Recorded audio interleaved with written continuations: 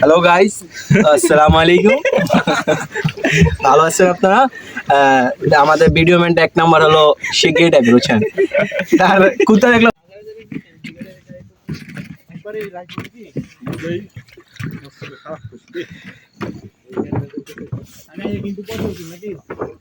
পুরাই যদি এক পয়সা ইউজ করি ভিডিও করে না ভিডিও করছিস নি? হাত লিও কথা ছিল।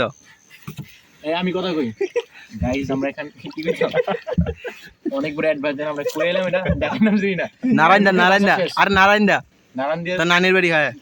নারায়ণ দিয়ে সিটিতে এসেছি জন আরমান ভাই আমন্ত্রণে।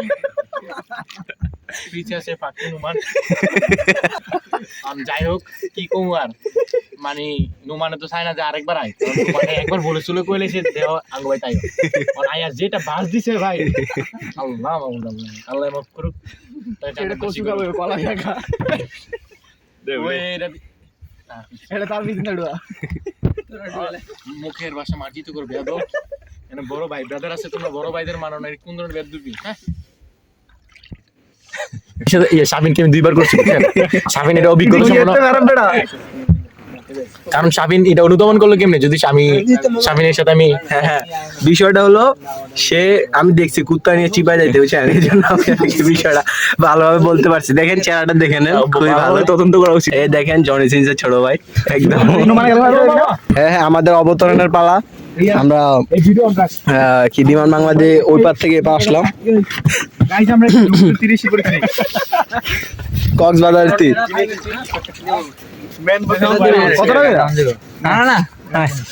গাইজ আমরা কোথায় ভাই? আরমান ভাই কোথায় আপনি? আমরা অত্র নারায়ণের সুসন্তান। হ্যাঁ ভাই বলেন বিশিষ্ট রেপিস একদম সাধারণ মুরগি পাচ্ছে না তার থেকে